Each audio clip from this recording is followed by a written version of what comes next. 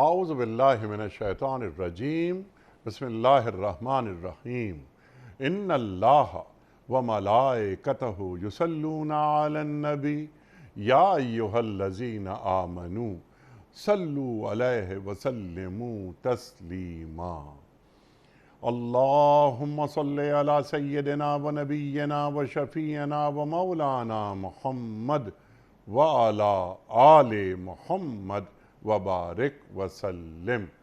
محترم خواتین و حضرات، السلام علیکم۔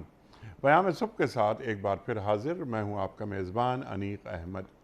خواتین و حضرات، یہ ماہ رمضان کے حوالے سے خصوصی پروگرام ہم پیش کر رہے ہیں پیام صبح میں۔ قرآن کریم سے بہت سارے موضوعات ہم لیتے ہیں، روزانہ انہی موضوعات پر بات کرواتے ہیں۔ ملک جید علماء تشریف لاتے ہیں اور ہم ان سے سیکھتے ہیں قرآن کریم کو، اور کوشش کرتے ہیں یہ جاننے کی کہ قرآن کریم کی یہ آیات یعنی آج کے زمانے میں، آج کے حالات میں، لمحہ موجود میں ہم سے کیا مخاطبت کر رہی ہیں۔ خواتین و حضرات، آج کا موضوع ایک بڑا اہم موضوع گفتگو ہوتی ہے آج کل ہمارے معاشروں میں، اور ہم کہتے ہیں کہ اس آدمی میں بہت تکبر آ گیا۔ تکبر کہتے کسے ہیں؟ الکبر ردائی، اللہ تعالیٰ فرماتا ہے کہ تکبر میری چادر ہے، مجھ سے میری چادر نہ کھینچو۔ تکبر صرف اللہ کے لیے ہے۔ متکبر اللہ تعالیٰ نے قرآن کریم میں خود کو بیان کیا ہے۔ یہ تکبر کہتے کسے ہیں؟ مجھے کیسے پتہ چلے کہ مجھ میں تکبر آ گیا ہے؟ خواتین و حضرات، تکبر کا توڑ کیا ہے؟ لوگوں کو سلام کرنا اگر شروع کر دیا جائے تو کیا بندے کی ذات میں سے تکبر باہر نکل جاتا ہے؟ خواتین و حضرات، تکبر کے حوالے سے بہت سارے سوالات، بہت سی باتیں رکھیں گے ہم محترم مولانا شجاع الدین شیخ صاحب کی خدمت میں، اور سیکھیں گے آپ سے۔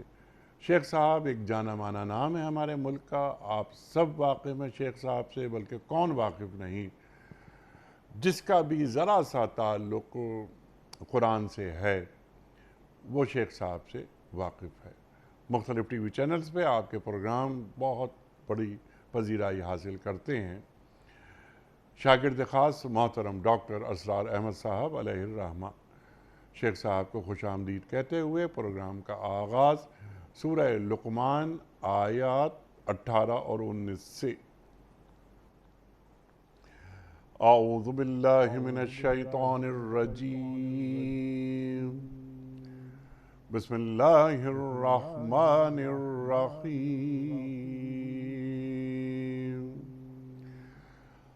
وَلَا تُسَعِّرْ خَدَّكَ لِلنَّاسِ وَلَا تَمْشِ فِي الْأَرْضِ مَرَحًا إِنَّ اللَّهَ لَا يُحِبُّ كُلَّ مُخْتَالٍ فَخُورٍ وَاقْصِدْ فِي مَشْيِكَ وَاغْضُضْ مِنْ صَوْتِكَ إِنَّ أَنْكَرَ الْأَصْوَاتِ لَصَوْتُ الْحَمِيرِ صدق اللہ العظیم۔ اور لوگوں سے منہ پھیر کر بات نہ کرو، نہ زمین میں اکڑ کر چل۔ اللہ کسی خود پسند اور فخر جتانے والے کو پسند نہیں کرتا۔ اپنی چال میں اعتدال اختیار کرو اور اپنی آواز ذرا پست رکھو۔ سب آوازوں سے زیادہ بری آواز گدھوں کی آواز ہوتی ہے۔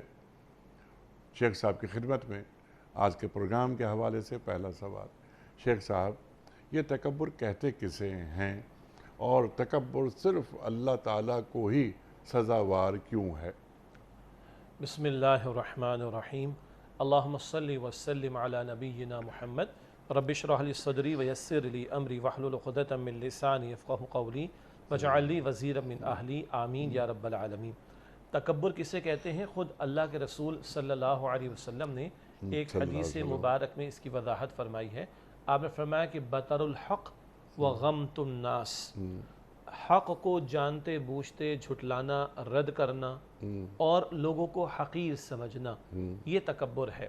قرآن پاک میں ابو جہل جیسے لوگوں کا ذکر آتا ہے جن کو سمجھ آ گئی تھی حق کی، مگر تکبر آڑے آ گیا۔ مثلا ابو جہل سے پوچھا جاتا تھا اس کی تنہائی کی نشستوں کا ریکارڈ، پھر یقیناً صحابہ کرام جو پہلے اس طرف تھے پھر ایمان لے آئے نبی علیہ السلام پر، انہوں نے نقل کیا۔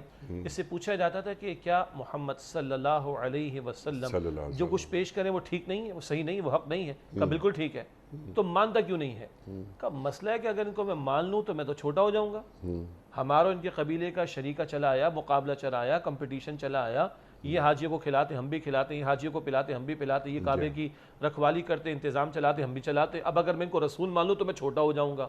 یہ ہے حق کو، جو حضور نے دو باتیں بیان فرمائی نا صلی اللہ علیہ وسلم، بطر الحق، حق کو جانتے بوجھتے رد کرنا، ٹھیک ایک، اور وغمت الناس، لوگوں کو حقیر سمجھنا۔ یہ بات سمجھنا ہمارے لیے بہت آسان ہے، بعد میں مثالیں بھی آ جائیں گی انشاءاللہ تعالی۔ تو پہلی بات تکبر کیا ہے؟ حق کو جانتے بوجھتے رد کرنا، لوگوں کو حقیر سمجھنا۔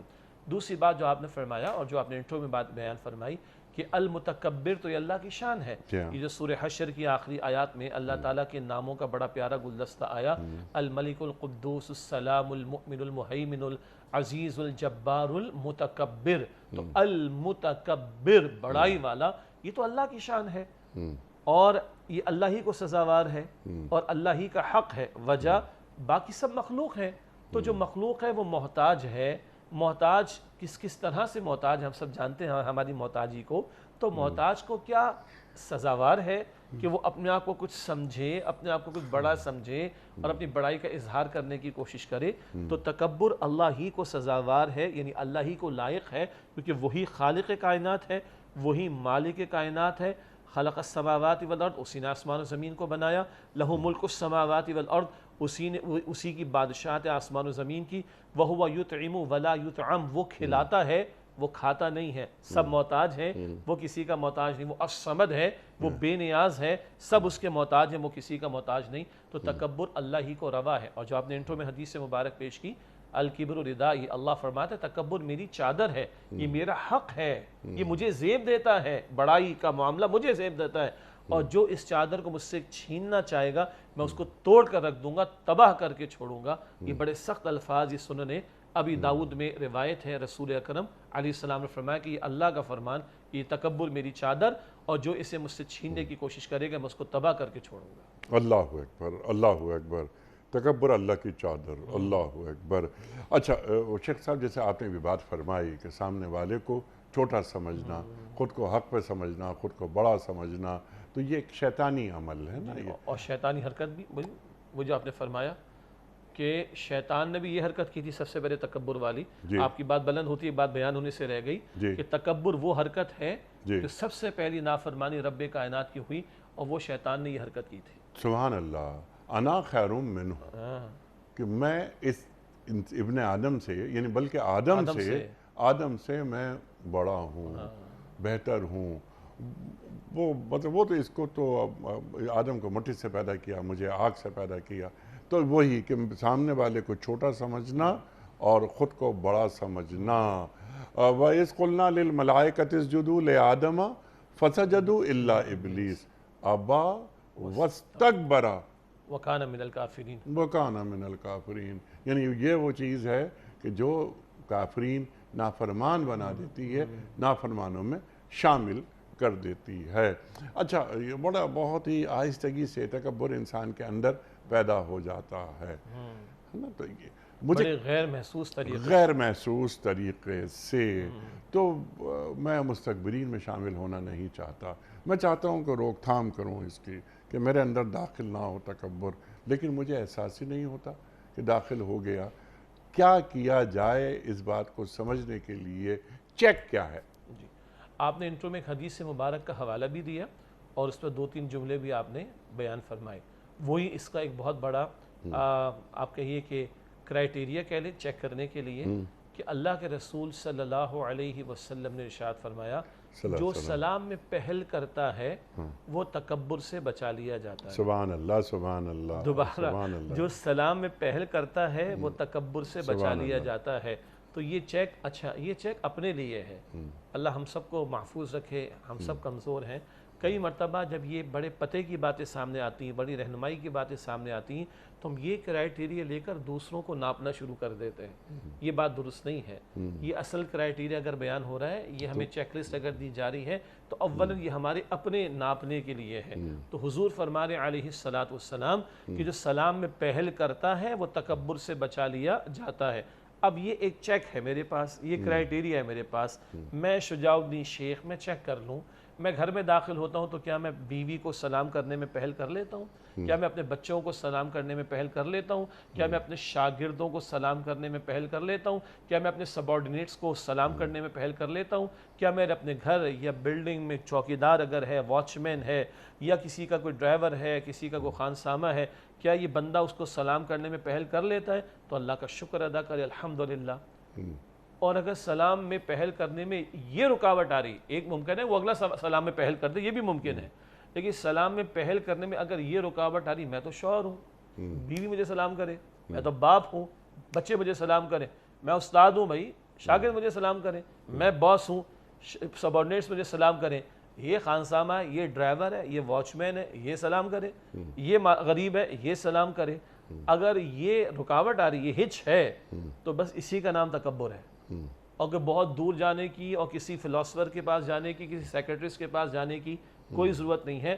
پیغمبر کے اس ارشاد کی روشنی میں میں اپنے آپ کو چیک کرنے کی کوشش کر سکتا ہوں. تو اگر میں سلام میں پہل کرنے لگا ہوں الحمدللہ, تو اللہ کی ذات سے پورا یقین رکھیں کہ اللہ مجھے محفوظ رکھے گا تکبر سے, کیونکہ میرے پیغمبر کا فرمان ہے صلی اللہ علیہ وسلم. اللہ اکبر اللہ اکبر. اور جس دل میں رائی کے دانے کے برابر بھی تکبر ہوا, وہ جنت میں داخل نہیں ہوگا. یہ فرمان رسول ہے صلی اللہ علیہ صلی وآلہ اللہ وسلم. علیہ وسلم. رائی کے دانے برابر. اللہ اکبر. جو بات آپ نے فرمائی, اگر میں گریڈ 20 میں ہوں تو 19 والے کو میں سلام کروں گا یا وہ مجھے سلام کرے گا؟ سلام میں دونوں کو پہل کرنی چاہیے. عام طور پر کیا ہو رہا ہے, 19 والا کرتا ہے, 19 اور والا بڑی مہربانی اگر 20 والا جواب دے دے, دیکھیے. اور نظر کرم بھی کچھ یوں دیکھ بھی لے اس کو, اللہ معاف رکھے. ہاں جو میں نے عرض کیا, اگر ہچ ہی آ رہی, کیونکہ میں چلے ہم نے گریڈ کی بات کر لی, جی اگر ہچ ہی آ رہی ہے, رکاوٹ یہ آ رہی کیونکہ میں بڑے گریڈ میں ہوں, میں مالدار ہوں, میں بڑی پوزیشن پر ہوں, اور میں کیوں کروں, بس یہی تکبر ہے. یہی تکبر ہے. اچھا, کچھ ایک آفس ڈسپلن ہوتا ہے, جی. یعنی ایک ہم عسکری شعبے میں آ جائیں تو ایک بڑے رینک پر ایک شخص ہے, تو جس طرح آپ نے بات فرمائی, جو دین ہمیں بتاتا ہے وہ یہی کہ میجر ہی, مثال کے طور پر صرف مثال دے رہا ہوں میں, میجر ہی سلام کرے گا کرنل کو, کرنل کبھی سلام نہیں کرے گا میجر کو. یہ ہو رہا ہے. تو کیا ہم اس کو یہ سمجھیں کہ اس کرنل کے اندر یا ایک بڑے رینک پہ جو ہے, اس کے دل کے کسی گوشے میں تکبر نے جگہ بنا لی ہے؟ دیکھیے, فرد کے دل میں جھانکنا, جی, یہ میرے بس میں نہیں ہے. عمل, ہاں اگر عمل یہی ہے. اچھا, ایک آپ نے بڑا اچھا لیکن ٹیکنیکل مسئلہ بیان فرمایا. ہمارا ایک آفس ڈسپلن بن چکا ہے, جی, ہمارے ادارے کا ڈسپلن بن چکا ہے, تو ادارے کی حرکتوں کو سیدھا کرنے کی ضرورت ہے, اداروں کے ڈسپلن کو سیدھا کرنے کی ضرورت ہے. بعد از خدا بزرگ توئی قصہ مختصر, اللہ کے بعد سب سے بڑی ہستی امام الانبیاء کی صلی اللہ علیہ وسلم. یہ سیرت صرف پڑھنے کے لیے, حضور کا نام صرف لینے کے لیے ہے. اللہ اکبر. امام الانبیاء خود آگے بڑھ کر بچوں کو سلام کرتے تھے صلی اللہ علیہ وآلہ وسلم. باقی کسی کی کیا حیثیت ہے؟ تو ہم اپنے ڈسپلنز کو سیدھا کریں, اور ہم بیٹھے مملکت خداداد پاکستان میں, اسلامی جمہوریہ پاکستان میں, ہم نام لے رہے ہیں محمد مصطفیٰ کریم کے صلی اللہ علیہ وسلم. تو اگر ہمارے ڈسپلنز آڑے آ رہے ہیں تو ڈسپلنز کو سیدھا کرنے کی ضرورت ہے. اللہ ہمیں اس کی توفیق عطا فرمائے. لیکن میں عرض کرنا چاہ رہا تھا, فرد کا معاملہ فرد پر رہے گا. اگر فرد کے اندر ہچ ہے, کسی کو پتہ بھی نہ چلے, تو فرد کے اندر اگر ہچ ہے تو یہ تو تکبر ہے. رب کو پتہ ہے, وہ تو علیم بذات الصدور ہے, وہ سینوں کے رازوں تک سے واقف ہے. باقی اس بات کو رواج دینا چاہیے. اچھا, آپ بھی ذاتی طور پر واقف ہوں گے, اور ہیں, مجھے پورا یقین ہے, میں بھی ذاتی طور پر واقف ہوں. اچھے بھلے کاروباری حضرات ہیں, اچھے بھلے ایکیڈیمکس کے لوگ ہیں, بڑے بڑے پروفیسرز ہیں, اچھے بھلے ریاستی دفاعی اداروں کے لوگ ہیں. ہم نے دیکھا الحمدللہ وہ نہ صرف یہ کہ آگے بڑھ کر سلام بھی کرتے، آفس کا ڈسپلن رہے گا، وہ اس معنی میں باس رہے گا، سبارڈینیٹ اس کو رپورٹ کر رہا ہوگا، سبارڈینیٹ کو باس کی بات ماننی سر آنکھوں پر، کوئی ایشو نہیں ہے۔ ان معاملات کی بات کر رہا ہوں۔ سلام پہلے کر دیا، ہم نے بہت سے لوگوں کو دیکھا الحمدللہ۔ مجھے آپ سلام کی بات کر رہے ہیں، میں نے ذاتی طور پر بڑے اچھے لوگوں کو، یعنی اچھے لوگ ہیں اس لیے میں اچھا کہہ رہا ہوں، کہ اپنے سبارڈینیٹس کے ساتھ کبھی کھانا کھاتے ہوئے بھی دیکھا ہے۔ ہمارے یہاں بہت سے مقامات اس کا تصور نہیں، لیکن میں ذاتی طور پر جانتا ہوں کہ اپنے سبارڈینیٹس کے ساتھ کھانا بھی کھا لیا۔ اور اگر وہ اللہ کا بندہ بیمار، عام تصور ہے نا کہ باس بیمار ہوگا تو نیچے امپلائیز جائیں گے اس کے پاس، نہ ہم نے باسز کو اپنے امپلائیز کی عیادت کے لیے جاتے ہوئے دیکھا۔ اور میں اللہ کی قسم اٹھاؤں، جہاں باسز کا، یہاں صاحب اختیار لوگوں کا یہ رویہ ہے، آپ پوری ٹیم کا دل جیت لیتے ہیں، آپ کی پوری ٹیم، ہماری پوری ٹیم ہمارے ساتھ کھڑی ہوتی ہے، اس کا آخرت میں تو فائدہ ہے ہی ہے، مگر اس حسن اخلاق سے ہم لوگوں کے دلوں کو جیت کر اپنے اجتماعی معاملات میں بھی اپنے لیے آسانیاں پیدا کر سکتے ہیں۔ سبحان اللہ، سبحان اللہ۔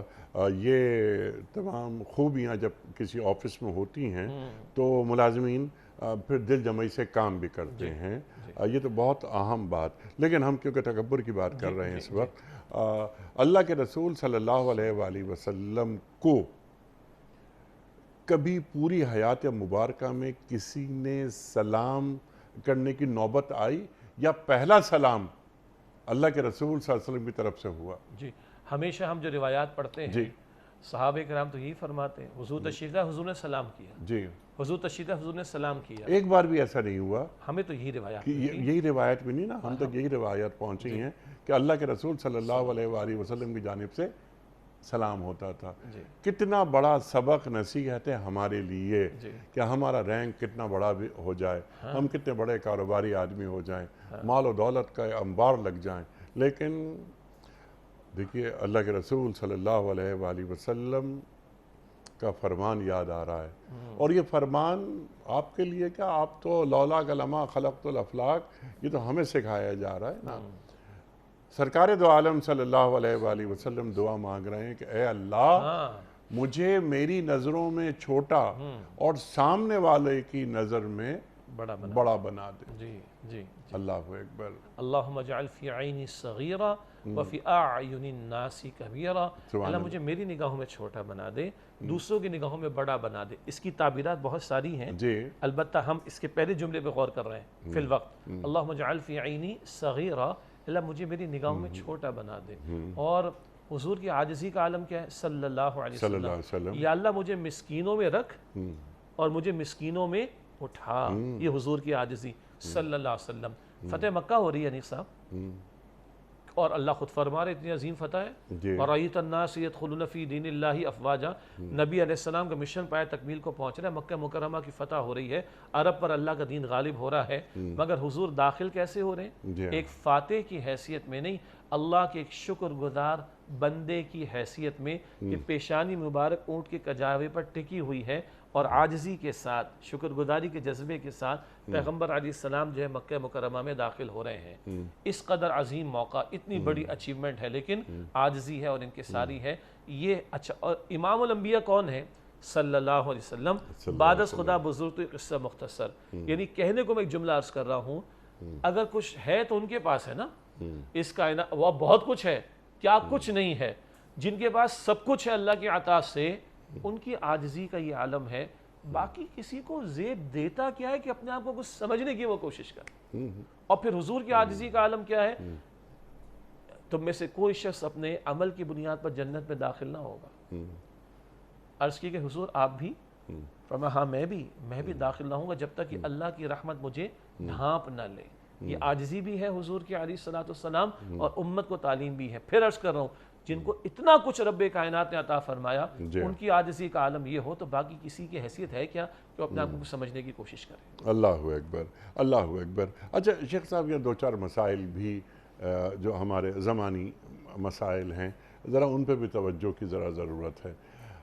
ہوتا یہ ہے، آپ نے بھی یقیناً دیکھا ہے، ہم بھی دیکھتے ہیں، کہ اگر تھوڑا سا آدمی جھک کے ملے، سلام کرے وغیرہ، تو لوگ اسے جسے کہتے ہیں نا کہ ٹیکن فار گرانٹیڈ، وہ شروع کر دیتے ہیں، اس کو مطلب اس کو پہنچ کے پھینک دیں گے۔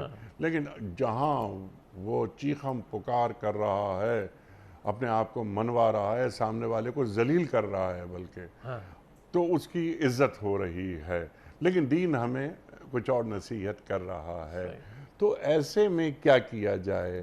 آدمی ڈسپلن برقرار رکھنے کے لیے اپنے لہجے میں وہی غصہ اور وہی ایک تکبر وہ اپنی ذات کا حصہ بنا لے، یا وہی آ رہا ہے اور سلام کر رہا ہے لوگوں کو، ان کی خیریت دریافت کر رہا ہے، وقت پہ نماز پڑھ رہا ہے، آفس والے دیکھ رہے ہیں، لیکن بائی اینڈ لارج ہم یہ دیکھ رہے ہیں کہ ایسے آدمی کو بہت ہی کہ یار ایسے ہی یہ ایسا ہی آدمی ہے، اس کو کیا اہمیت دی جائے؟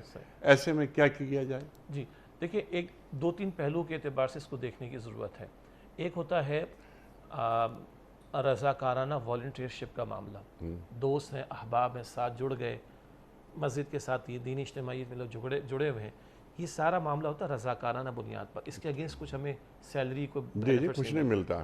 ایک ہوتا ہے تجارتی ادارے ہو سکتے ہیں، پھر ریاستی ادارے ہو سکتے ہیں، کمرشل ادارے ہو سکتے ہیں، بٹ نیچرل وہاں جو کام کر رہے ہیں اس کے اگینسٹ ان کو سیلری مل رہی ہے، بینیفٹس مل رہے ہیں، پھر ادارے کا کوئی نہ کوئی مشن ہوتا ہے، فنکشن ہوتا ہے، تعلیمی ادارہ ہوگا، کوئی ریسرچ کا ادارہ ہوگا، کوئی انجینئرنگ کا ادارہ ہوگا، کوئی تجارتی ادارہ ہوگا۔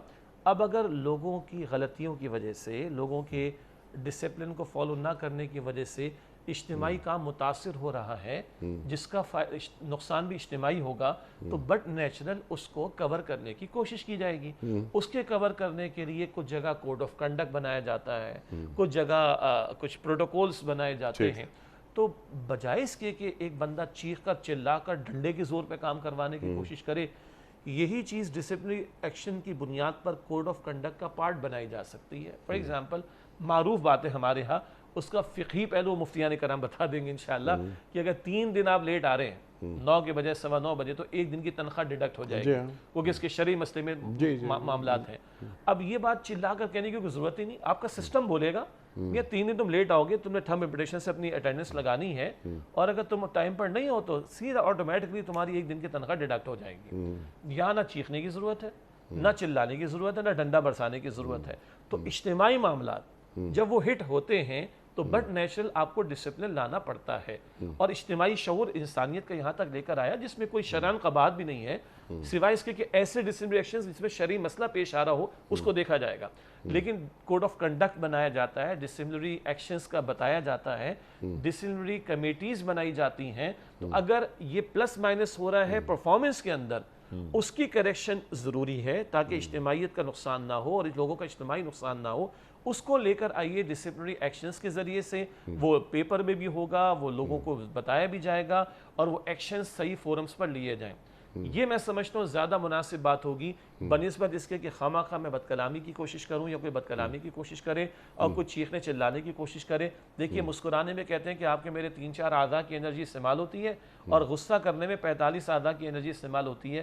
کیا ضرورت پڑی؟ جو کام کوڈ آف کنڈکٹ اور ڈسپلنری ایکشنز کے ذریعے لیا جا سکتے ہیں، وہاں خواہ خواہ اپنی صحت کو برباد کرنے اور بیجا قسم کا غصہ کرنے کی کیا ضرورت پڑی؟ تو وہ disciplinary action code of conduct اس راستے سے اس ڈسپلن کو ایکٹیو کرنے یا اس کو مینٹین کرنے کی کوشش کی جائے۔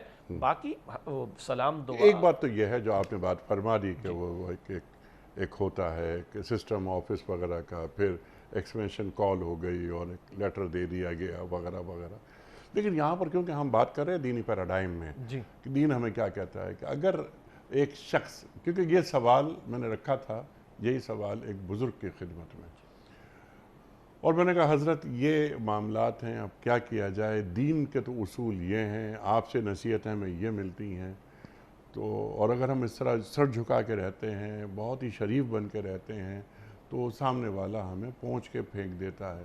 لیکن جہاں ہمارے اندر سے ایک نیو سینس وہ ایک آئٹم ہوتا ہے، وہ نکلتا ہے تو لوگ بڑی اہمیت دیتے ہیں۔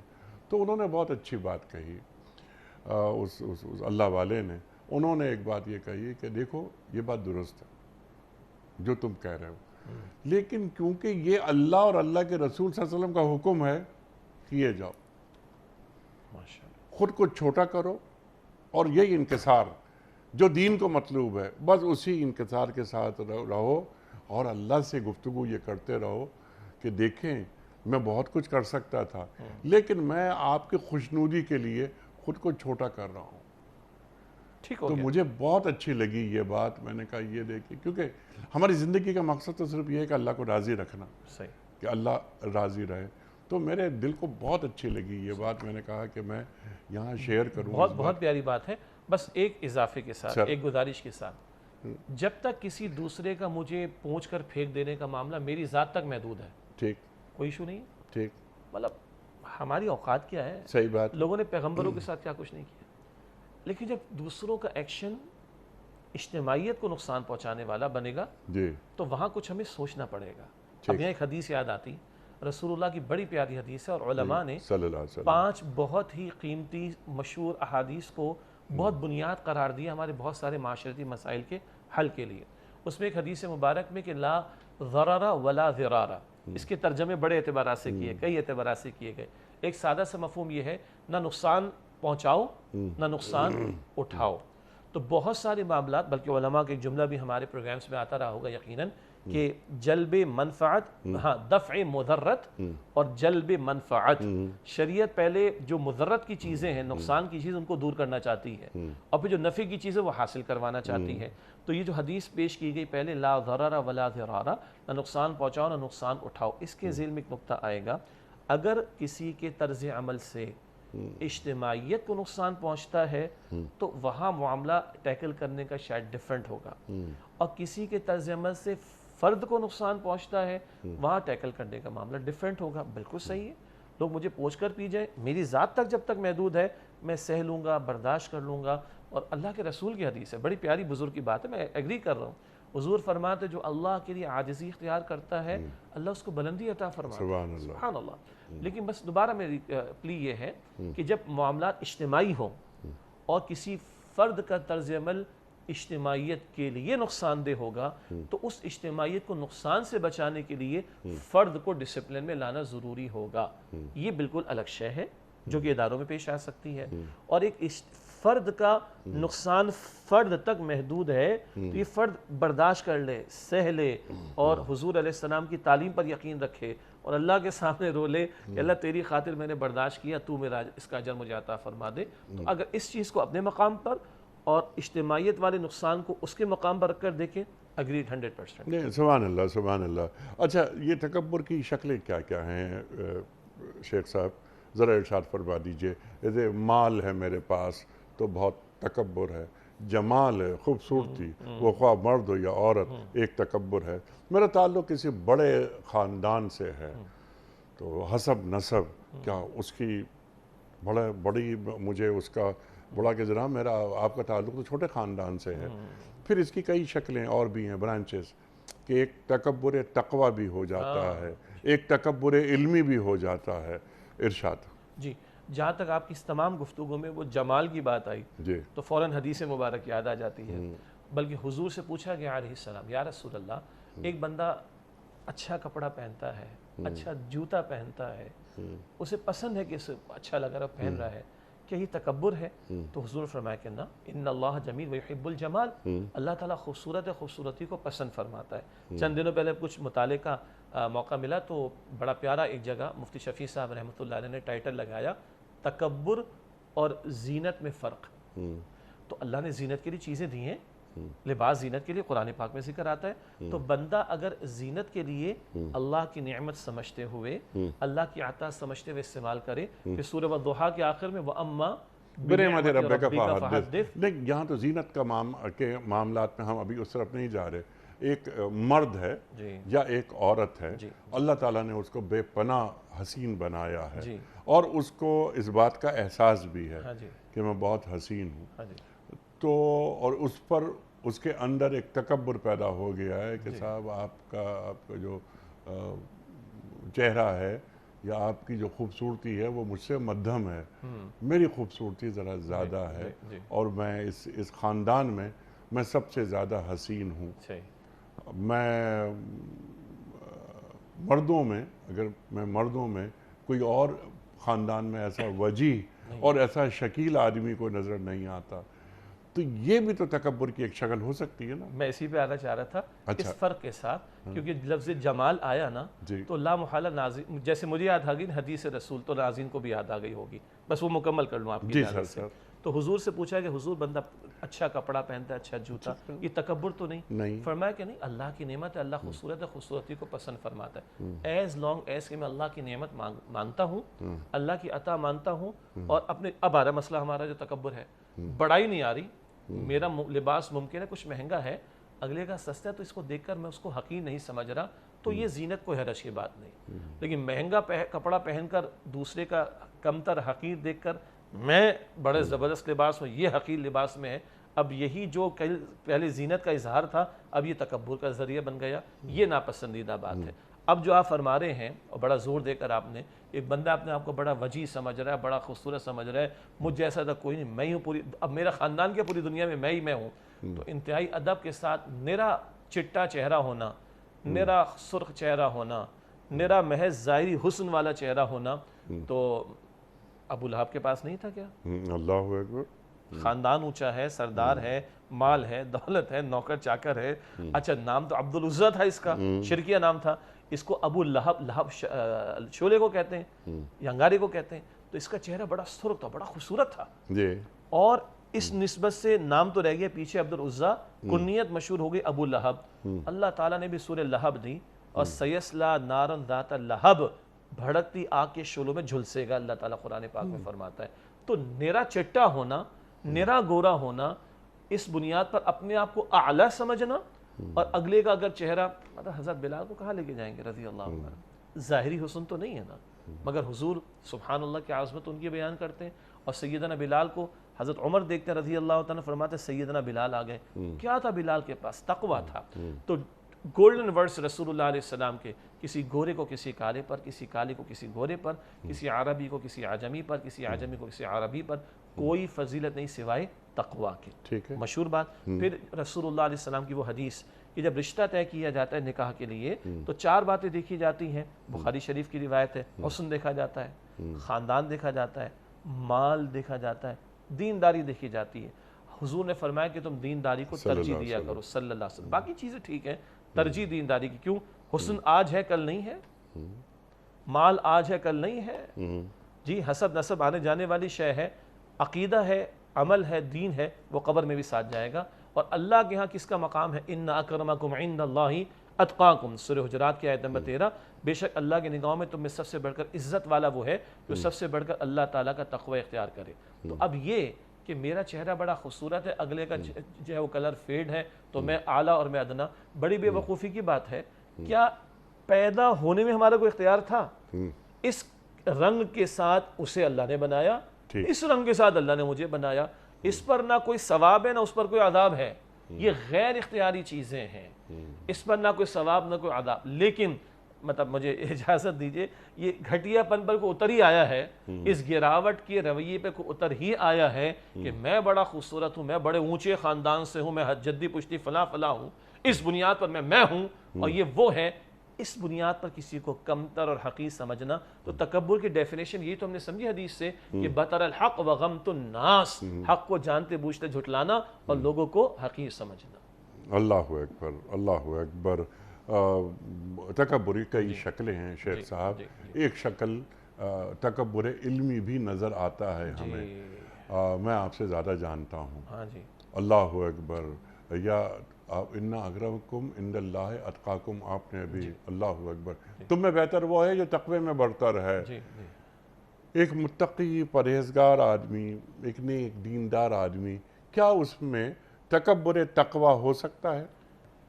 آ سکتا ہے تکبر، دیندار میں بھی آ سکتا ہے. جی اچھا نہیں، کئی مثالیں ہمارے سامنے آئی ہیں. جی شیطان کوئی کم عبادت گزار تھا؟ اللہ اکبر. کم عبادت گزار تھا، کم اطاعت گزار تھا، کم علم تھا؟ قطن نہیں. حرکت کیا ہوئی؟ تکبر لے ڈوبا اس کو. جی تو اللہ اکبر. امام الانبیاء صلی اللہ علیہ وسلم فرض نماز کا سلام پھیر کر کیا پڑھتے تھے؟ اللہ اکبر، استغفر اللہ، استغفر اللہ، استغفر اللہ. ہماری اوقات ہم بیچتے کیا ہیں؟ امام الانبیاء کی نماز کیا نماز ہوگی، ان کا قیام کیا قیام ہوگا۔ علماء نے دو اس کی توجیحات لکھی، ایک یہ امت کی تعلیم کے لیے ہے، استغفار کا اہتمام نماز کے بعد بھی، اور دو یہ حضور کی عاجزی کا بیان ہے صلی اللہ علیہ وسلم۔ مالک تیرے حکم پر جھک تو گیا، اور کیا نماز تھی حضور کی علیہ السلام۔ اللہ اکبر۔ مالک تیرے حکم پر جھک تو گیا، لیکن اس جھکنے میں بھی کمی تو رہ گئی ہوگی، تو اس پر استغفر اللہ استغفر اللہ استغفر اللہ۔ امام الانبیاء نمازوں کے بعد استغفار کا اہتمام کر رہے ہیں۔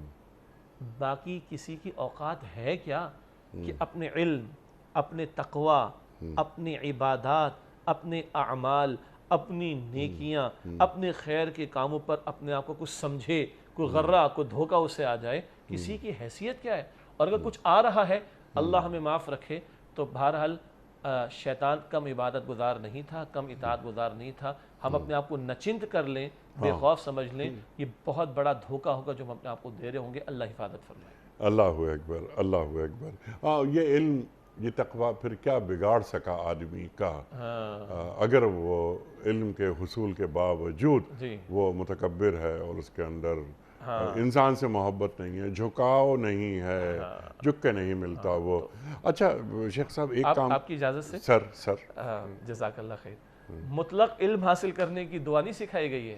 نافع۔ ہاں، اللہم انی اسألک علما نافعا ایک ہے، اللہ میں تجھ سے نفع دینے والے علم کا سوال کرتا ہوں، حضور کی دعا علیہ السلام، اور دوسری کیا ہے؟ اللہم انی اعوذ بک من علم لا ینفع، اللہ میں تیری پناہ میں آنا چاہتا ہوں اس علم سے جو نفع دینے والا نہ ہو۔ تو مطلق علم نہیں، علم نافع کا سوال کرنا چاہیے اللہ سے۔ اور اگلی بات، صرف علم کے بارے میں سوال نہیں ہوگا، حدیث میں آتا ہے کہ بندے کے قدم اس کی جگہ سے ہٹ نہیں سکیں گے جب تک کہ 5 سوالات کے جوابات نہ دے دے: زندگی، جوانی، کمائی، خرچ، اور 5واں سوال جو علم حاصل کیا اس پر کتنا عمل کیا۔ آپ نے بڑا سخت جملہ لیکن صحیح جملہ بیان کیا۔ پھر یہ علم کیا بگاڑ سکا اس کا؟ یہ علم کیا علم ملا اس کو؟ علم میں کمی نہیں ہے، بندے کے اندر کمی کا مسئلہ رہ گیا، بندے کا وہ ظرف نہیں تھا کہ وہ اس سے وہ نفع لے سکتا ہو۔ تو حضور کی یہ دعائیں بڑی قیمتی ہیں۔ اللہ نفع دینے والا علم میں تجھ سے مانگتا ہوں، اور اس علم سے تیری پناہ میں آنا چاہتا ہوں جو نفع نہ دیتا ہو۔ سبحان اللہ، سبحان اللہ، سبحان اللہ، سبحان اللہ۔ اگر ایک آدمی پڑھا لکھا ہے، صاحب علم ہے، تو اس کی نشست و برخاست میں، اس کی گفتگو میں یہ جھلکنا چاہیے کہ یہ آدمی پڑھا لکھا ہے، یہ متقی ہے، یہ عالم ہے۔ اچھا شیخ صاحب، کیونکہ اب وقت ختم ہو رہا ہے پروگرام کا، تو 2-4 باتیں میں چاہتا ہوں کہ اور بھی آپ سے سیکھیں ہم۔ کچھ خوشامدیوں کا جو گھیرا ہوتا ہے اطراف میں، وہ بھی کبھی کبھی ہم نے یہ دیکھا ہے کہ آدمی کو بگاڑ دیتا ہے، انہیں متکبر بنا دیتا ہے۔ تو ایسے خوشامدیوں کے تعلق سے دین کیا فرماتا ہے؟ ان کے کچھ کام اٹکے ہوئے ہوتے ہیں، یعنی وہ لوگ جو بہت اچھے لوگ ہوتے ہیں، کوئی عہدہ، کوئی منصب انہیں مل جاتا ہے اور وہ ایک بڑی پوزیشن پہ آ گئے، تو اطراف میں جو لوگ ہیں وہ بس ان کی جی حضوری، چاپلوسی، بس وہ کرتے رہنا۔ یہ شخص جو کہ بالکل ٹھیک ٹھاک تھا، اس میں کوئی تکبر کا، کوئی یہ کہ نا شامہ تک نہیں تھا، تو یہ پھر سوچتا ہے کہ نہیں میں کوئی چیز ہوں، میں کوئی بڑی چیز ہوں، تو اس کے اندر تکبر آ جاتا ہے۔ تو ایسی صورت میں کیا کیا جائے؟ آپ کی اجازت سے پچھلی گفتگو میں ایک اور مقام یاد آ گیا تھا، میں رک گیا تھا۔ اچھا، تقوی ہوگا تو جھلکے گا نا، عاجزی ہوگی تو چال سے بھی جھلکے گی۔ جی جی، وَعِبَادُ الرَّحْمَنِ الَّذِينَ يَمْشُونَ عَلَى الْأَرْضِ هَوْنًا، جی ہاں، رحمان کے بندے تو وہ ہیں جو زمین پہ بڑی نرمی اور آہستگی سے چلتے ہیں۔ کیوں؟ بڑائی اللہ کے لیے۔ اچھا، اب جو یہ سوال ہے فوراً ایک حدیث مبارک یاد آ جاتی ہے، اور کیسے حضور نے ایک ایک نفس پر ہماری ہاتھ رکھ کر ہماری تربیت فرمائی۔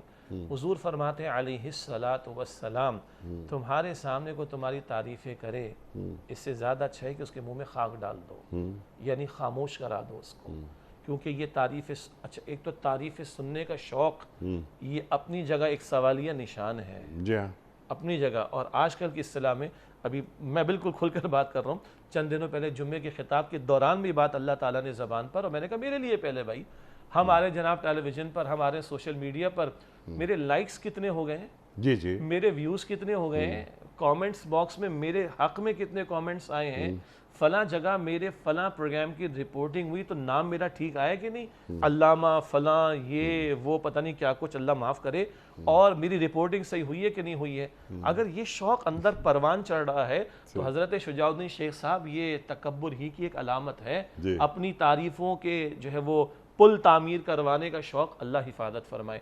حضور فرماتے منہ میں خاک ڈال دو، چپ کرا دو، یہ زیادہ بہتر ہے بنسبت اس سے کہ وہ تمہارے سامنے تعریفیں کر کے تمہارے اندر تکبر کو پیدا ہونے کے مواقع فراہم کرے۔ اللہ اکبر، اللہ اکبر۔ اچھا، ایک روک تھام تکبر کی، تکبر سے میری ملاقات نہ ہو، اس میں اگر ایک بندہ مومن بس یہ سوچے کہ اللہ تعالیٰ نے مجھے کتنی یعنی نعمتیں مجھ پر نازل کی ہیں، نعمتوں کا شمار کرتا رہے، تو کیا اس میں عاجزی اور انکسار پیدا نہیں ہوگا؟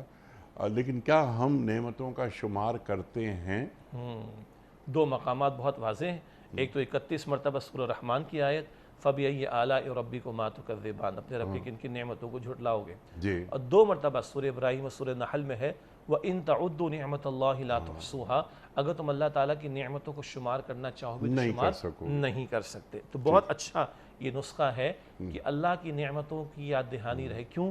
اپنی بے بسی، اپنی محتاجی، وَأَنْتُمُ الْفُقَرَاء، قرآن کہتا ہے تم فقیر و محتاج ہو، اپنی محتاجی یاد رہے گی تو یہ تکبر کی حرکتوں سے بچنے کا اہتمام رہے گا۔ پھر ایک اور اہم بات، مسلمانوں کا معاشرہ ہو تو اللہ کی کتنی بڑی نعمت ہے کہ مسجدوں سے اذان کی آواز آ جاتی ہے، اللہ اکبر بار بار، اقامت میں اللہ اکبر بار بار، فرض نماز ہو، سنت نماز ہو، نفل نماز ہو، بار بار اللہ اکبر اللہ اکبر۔ اور انتہا کیا ہوتی ہے انیس صاحب؟ یہ پیشانی زمین پر جا کے لگا دیتے ہیں ہم۔ یہ جتنا توجہ کے ساتھ ہوگا، یہ اللہ اکبر کا ادا کیا جانا جتنے تک توجہ کے ساتھ ہوگا، یہ سبحان ربی الاعلی، یہ سبحان ربی العظیم، اور یہ جھک کر پیشانی کو ٹکا دینا، اتنا اپنی عبدیت کے تقاضے بھی یاد رہیں گے اور اپنی محتاجی بھی ہمیں یاد رہے گی انشاءاللہ۔ نعمتوں کے شمار کرنے کے ساتھ ایک بڑا پیارا آسان طریقہ، سورہ فاتحہ کی پہلی آیت الحمدللہ رب العالمین۔ امام احمد بن حنبل فرماتے رحمۃ اللہ علیہ، صدیوں پرانی کتاب، چھوٹا سا کتابچہ کتاب الصلاۃ، ان کا ترجمہ بھی اردو میں موجود، وہی ہم نے بچپن میں پڑھا۔ فرماتے ہیں کہ تم کیسے سورۃ الفاتحہ سے گزر جاتے ہو اور الحمدللہ رب العالمین کہتے کہتے رکتے کیوں نہیں ہو، دہراتے کیوں نہیں ہو؟ تمہیں تمہاری بے بسی محتاجی یاد کیوں نہیں آتی، اللہ کی نعمتیں یاد کیوں نہیں آتی؟ اس کو توجہ سے ادا کرنا، اور ہر وقت جو نعمتوں سے متعلقہ دعائیں رسول اکرم صلی اللہ علیہ وسلم نے سکھائیں، بار بار ان کو اپنے معمولات میں شامل رکھنا، صبح کی، شام کی، کھانے کی، پینے کی، اٹھنے کی، بیٹھنے کی، سواری کی، اینڈ سو آن۔ یہ دعاؤں سے بھی کنیکشن اللہ تعالیٰ سے قائم رہتا ہے اور نعمت بندے کو اللہ تعالیٰ کی یاد رہتی ہیں۔ اور آخری بات یہ ہے کہ اللہ سے یہ مانگنا کہ اللہ مجھے میری اوقات یاد رہے، اللہ سے یہ مانگنا اللہ تیرا بندہ ہی بنا رہوں، اللہ سے یہ مانگنا اللہ ویسا بنا دے جیسے تو مجھ سے چاہتا ہے کہ میں بن جاؤں۔ اور امام الانبیاء کے اسوہ کو سامنے رکھ، پھر اپنی بات پہ میں انسسٹ کروں گا، جن کو سب سے بڑھ کر اللہ نے عطا فرمایا، ان کی عاجزی کا عالم کیا ہے؟ بھائی وہیں دیکھ لو، میری اوقات کیا کہ میرے اندر کچھ تکبر جنم لینے کی بھی کوشش کریں۔ اللہ اکبر، اللہ اکبر۔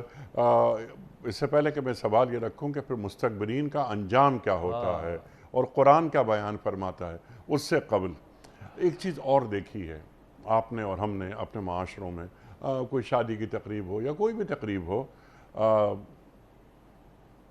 یعنی اب میں اپنی مثال دے دیتا ہوں، اب مثال سے مراد ہے کہ میں خود کو پیش کر دیتا ہوں۔ میں جب کسی محفل میں پہنچوں گا تو مجھے چاہیے میں کسی کونے وونے میں کوئی جگہ ملے وہاں بیٹھ جاؤں، ہونا یہ چاہیے نا، بالکل۔ لیکن خاص طور پر علماء، اب علماء سے زیادہ کون دین کو جاننے والا ہوگا؟ اللہ اکبر۔ یہ کوئی بھی اور کوئی سیاستدان، کوئی ایم این اے، ایم پی اے وغیرہ، کوئی منسٹر، وہ جب آتا ہے تو وہ کسی کونے میں نہیں بیٹھتا، اس کو توقع یہ ہوتی ہے کہ لوگ مجھ سے ملیں گے اور مجھے لے کر آگے خاص نشستوں پہ لے جائیں گے یا اسٹیج پہ بٹھائیں گے وغیرہ وغیرہ۔ اگر یہ چیز نہ ہوئی تو ایک ناراضی ہو جاتی ہے، اور لفظ ناراضی چھوٹا لفظ ہے ویسے، جی میں جو کچھ ہوتا ہے، جی جو کچھ ہوتا ہے، تو اس کے تعلق سے ذرا نصیحت فرما دیجیے۔ مطلب نماز کیا خوبصورت ڈسپلن ہمیں سکھاتی ہے۔ جی ایک ہی صف میں کھڑے ہو گئے محمود و ایاز، نہ کوئی بندہ رہا نہ کوئی بندہ نواز، ایک ہی صف میں مالدار بھی کھڑا ہے، غریب بھی کھڑا ہے، ایک آفیسر بھی کھڑا ہے، ممکن اس کا کلرک بھی ساتھ کھڑا ہو. یہ ایک ڈسپلن نماز نماز تو بہت سکھاتی ہے نا. نہیں حضرت، یہ تو اب میں عام زندگی میں نا، اب اصل میں زندگی تو مسجد کے باہر شروع ہوتی ہے نا. تو مسجد یعنی محمود آیا وہ ہاتھی پر آیا اور ایاز پیدل آیا. تو مسجد میں تو دونوں ساتھ کھڑے ہو گئے، ایک ہی صف میں کھڑے ہو گئے محمود ایاز. نہ کوئی بندہ رہا نہ کوئی بندہ نواز. لیکن جب مسجد سے باہر نکل کر ہماری زندگی شروع ہوتی ہے، ہم کہاں ہوتے ہیں؟ ہمارے رویے یہی ہو جاتے ہیں مجموعی طور پر جو ابھی گفتگو میں آئے. ہم زمین کے خدا بن جاتے ہیں. میں یہ عرض کرنا چاہ رہا ہوں، ایون یہ کہ کیسی عجیب بات میں آپ کی خدمت میں عرض کروں. ہم رہتے تھے کسی یعنی ایک متوسط جگہ میں کراچی میں، آپ حضرت سب جانتے ہیں آپ یہ. پھر اللہ تعالیٰ نے کرم کیا، رحمتیں وغیرہ، تو ہم کسی بڑی جگہ آ گئے اللہ کے فضل و کرم سے، یعنی ایک پوش ایریا میں ہم آ گئے. تو وہاں بھی مسجد میں ہم جاتے تھے اور یہاں بھی مسجد میں جاتے ہیں. تو نمازیوں کی نفسیات یعنی اس ایریا میں جہاں میں رہتا ہوں، جس مسجد میں میں جاتا ہوں، آپ واقف ہیں. تو میں صرف ان لوگوں کو دیکھتا ہوں کہ جو مسجد میں داخل ہو رہے ہیں. بہت سے لوگ گارڈز کے ساتھ آتے ہیں، بہت سے لوگ مالدار لوگ ہیں، یعنی ارب پتی لوگ ہیں، میں انہیں جانتا ہوں ذاتی طور پر بھی. لیکن ان کا جو اسٹائل ہے مسجد آنے کا اور نماز پڑھنے کا، مجھے نہیں کہنا چاہیے یہ بات، مجھے بہت کہ یہ کیا تم کوئی احسان کرنے آئے ہو؟ اللہ اور کہاں آ رہے ہو؟ کس کے دربار میں آ رہے ہو؟ اچھا میں کمپیئر کرتا ہوں پرانی جگہ سے. ہم وہاں دیکھتے تھے تو اسٹائل کچھ اور ہوتا تھا مسجد میں لوگوں کے آنے کا. آپ نے یہ چیز نوٹ کی؟ بالکل بجا فرمایا. دیکھیے وہ جو بات آپ نے بیان فرمائی نا کہ بالکل مسجد کا پروٹوکول الگ ہے، باہر کی بات الگ. یہاں میں ایڈ کرنا چاہ رہا تھا، لنک کرنا چاہ رہا تھا. نماز ایک مصلی پر مکمل ہو گئی ہے نا، تو بڑا پیارا کسی صاحب کا قول ہے، ان کا ذکر کرنے کی ضرورت نہیں. اگلی نماز مصلی کے بعد شروع ہوتی ہے. جی سبحان اللہ سبحان اللہ. ٹھیک ہے جی، ایک بات ہو گئی. اور وہ جو آپ نے بیان فرمایا نا کہ تقاریب میں آ رہے ہیں اور اپنے لیے چاہتے ہیں کہ پروٹوکول ہو، اپنے لیے چاہتے ہیں کہ ہٹو بچوں کی صدائیں ہوں، اپنے لیے چاہتے ہیں کہ کوئی وی آئی پی سارٹ آف ٹریٹمنٹ ہو. تو جناب مطلب اسی کا نام تکبر ہے، بالکل فرینکلی سپیکنگ. ایک ہے کہ کوئی اگلا اکرام کر رہا ہے آپ کا اور وہ اپنے ساتھ بٹھاتا ہے، وہ ایک الگ شے ہے. ایک ہے نہیں جی میں، اور اگر نہیں تو پھر آپ نے لفظ ناراضگی استعمال کیا، پھر 100 سناتا بھی ادھر بیٹھ کر میں. تو بہرحال تکبر کو اس پیراڈائم میں سمجھنا، اس کے لیے کوئی فلسفی بننے کی ضرورت نہیں ہے. یہ بڑائی چاہنا ہی تو تکبر ہے اصل. یہ بڑائی چاہنا ہی تو تکبر ہے. اور میں اللہ کی قسم اٹھاتا ہوں. کس سے جو بڑائی چاہ رہے ہیں ہم؟ بندگان خدا سے جو خود محتاج ہیں. اللہ سے بڑائی مانگی جائے کہ اے اللہ تو مجھے بڑوں میں جگہ دے. تو پھر جو اللہ کے منتخب کردہ بڑے ہوتے ہیں وہ کچھ اور ہوتے ہیں. آپ نے مستکبرین کی بات کی تھی. اب ایک اور انداز سے پتہ چل جائے گا تکبر کیا ہوتا ہے. سورہ مؤمن آیت نمبر 60 وَقَالَ رَبُّكُمُ ادْعُونِي أَسْتَجِبْ لَكُمْ. تمہارے رب نے فرمایا مجھ سے مانگو میں تمہاری دعا قبول کروں گا. ان الذین یستکبرون عن عبادتی سیدخلون جہنم. جو لوگ میری عبادت، یہاں مراد دعا ہے، جو مجھ سے مانگنے سے استکبار بڑائی کریں گے، ذلیل ہو کر جہنم میں داخل ہوں گے. جہنم میں نہیں، ذلیل ہو کر جہنم میں داخل ہوں گے. پتہ چلا اللہ سے نہ مانگنا، یہ میں اپنا کو کچھ سمجھ بیٹھا ہوں، سیلف سفیشینٹ ہو گیا ہوں. ابے بھائی میں محتاج ہوں. اللہ کو مانگنا پسند ہے اور نہ مانگنے والے سے اللہ ناراض ہوتا ہے. اور یہ سورہ مومن کی آیت 60 ناظرین نوٹ کرنے پڑھ لیں، لکھ لیں اپنے پاس، پڑھ لیں کہ جو نہیں مانگتا اللہ سے وہ متکبر ہے. استکبار چاہنا، بڑائی چاہنا، استکبار کا ترجمہ ہے نہیں کچھ بھی، بڑائی چاہنا. ذلیل ہو کر اللہ کہتا ہے جہنم میں داخل ہو. اللہ اکبر اللہ اکبر اللہ اکبر. اللہ تعالیٰ محفوظ رکھے. شیخ صاحب میں آپ کا بڑا ممنون، بڑا شکر گزار آپ تشریف لائے. اور یہ تکبر جو ہمارے اندر داخل ہوتا جا رہا ہے اور ہماری معاشرتی برائی بنتا جا رہا ہے، اللہ اکبر، ہمارے معاشروں کو خراب کرتا جا رہا ہے. ایک بات اور گفتگو میں نہیں آئی، وہ آنی چاہیے تھی کہ یہ جو مال اور دولت کی وجہ سے لوگ عزت چاہتے ہیں، ان میں تکبر آتا ہے۔ یہ مال و دولت بھی وہ جو انہوں نے 2 نمبری کے ذریعے حاصل کیا ہے، تو 2 نمبری حرام کے ذریعے مال بنا کر وہ یہ چاہتے ہیں کہ ان کی عزت کی جائے، ان کو مقام دیا جائے۔ تو کسی شریف آدمی کا، کسی ایماندار کا حق مار کر انہیں عزت نہیں دی جا سکتی۔ سوال ہی پیدا نہیں ہوتا۔ خواتین و حضرات، کل تک کے لیے اجازت، کل ایک نئے مہمان اور ایک نئے موضوع کے ساتھ حاضر ہوں گے۔ خدا حافظ۔